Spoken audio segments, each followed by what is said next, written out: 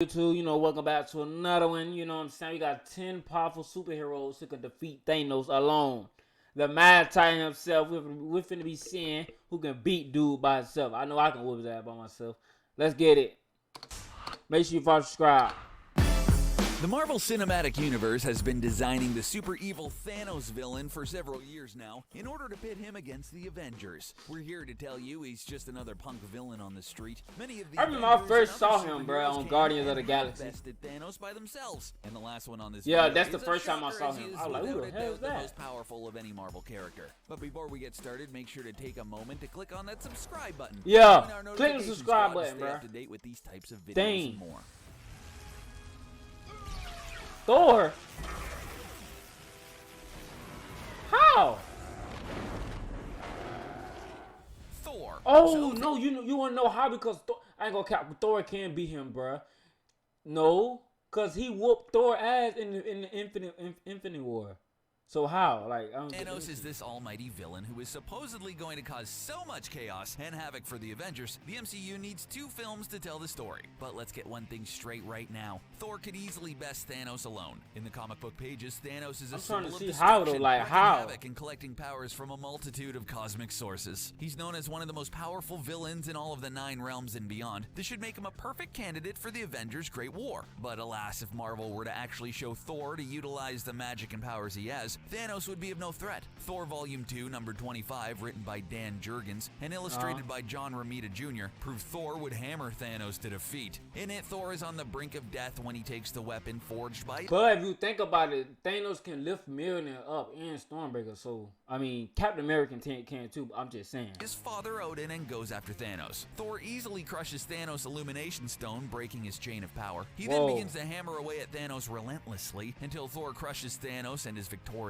Thor did have help with the assistance of an Infinity Stone, but nonetheless, it would be far simpler with the help of the entire Thor Avengers looks so team. big in the comics, Vulcan. bro.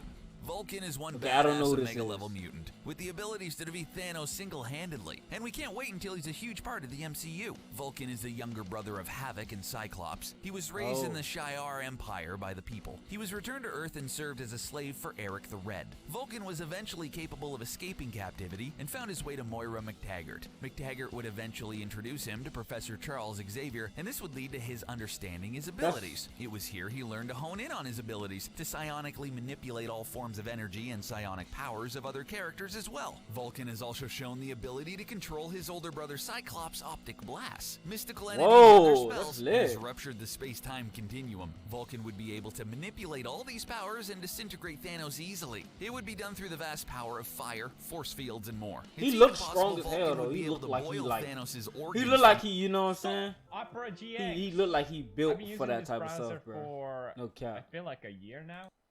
From the inside, since the physical body of Thanos is a product of energy. That's I forgot her name, but yeah, that's the evil girl. Well, she not evil, but Jean Grey. Yeah, her. Oh, Jean Grey. We love you and so does the world. At least when you're in control of your powers and not someone else. It's most impressive when Jean is coupled with the Phoenix Force. This definitely proves her to be one of, if not the best superheroes in all of comics. And if your only experience with Jean is in the films, you need to know that none of those cinematic portrayals come close to the comic versions. In a Jean Grey and Thanos fight, Thanos would most likely last a whopping few seconds, and that's being generous. With her Phoenix Force, she's capable of manipulating matter. She can control time. She even has the ability to resurrect herself and others at will. When it comes to the film version of Jean, even then it was her who defeated Apocalypse alone. Thanos would fall quickly to Jean's Phoenix Force wrath. The Phoenix Force is an entity which bonds with many characters but shows favoritism towards Jean. With it, she can tap into the life force reserved for future generations. Oh, that like it hurt, she denies them existence in the first place. Whoa. Without it, Jean is still insanely powerful with her cosmic links, and Thanos would have a slim chance. I am a god, you not Loki. No way, Loki. I will not be bullied He killed Loki though, right? Or that's Hulk.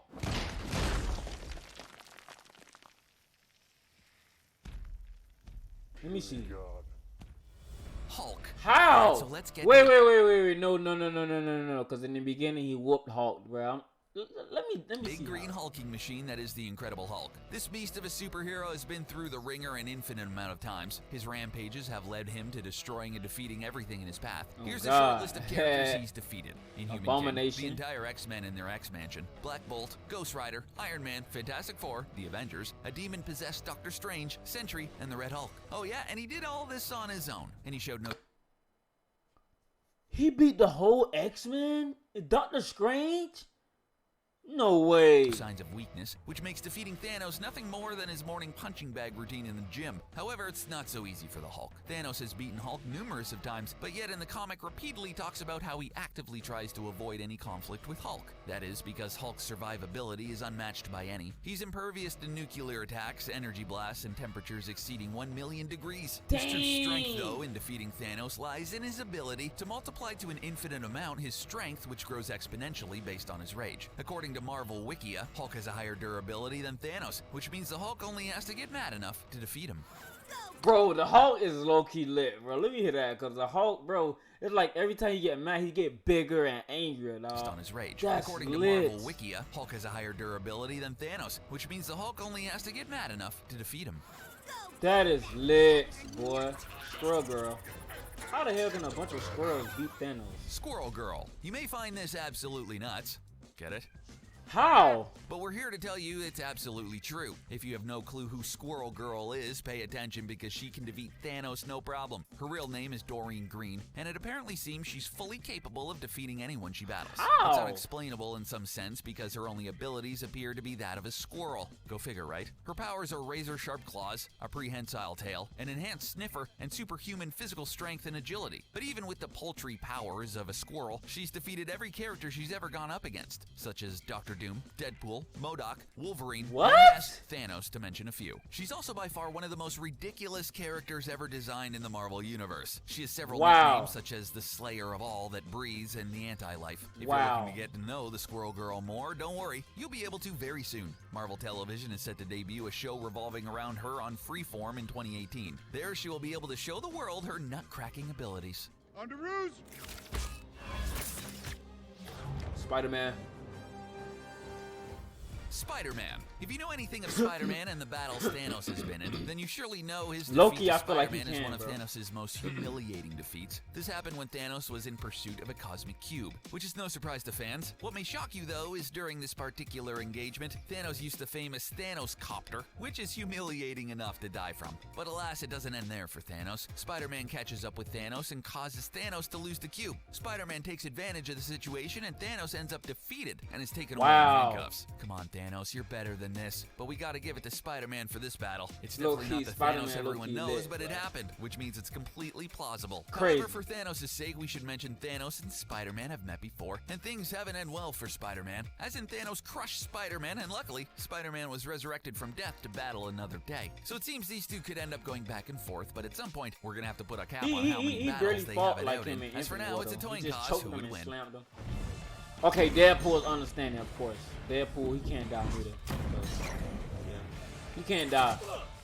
Deadpool. Alright, so it's time for one of the world's most favorite, sort of a superhero, Deadpool. That's right, folks, Deadpool is in the category of being capable to defeat Thanos single-handedly. Yeah. In Deadpool vs. Thanos, issue 4, written by Tim Seeley and illustrated by Elmo Bondic, Deadpool takes on the great and powerful Thanos, defeating him in the end. This comic follows Thanos and Deadpool battling it out for the love of death. Not death as in dying, but as in Marvel's character, Death. Just in case some of you viewers get the two confused. That's a Thanos is lady. madly in love with Death and always trying to win a spot in her heart. He is by If y'all ain't know that, that's why our Deadpool don't die, because he in love with her and she don't let him die. So yeah.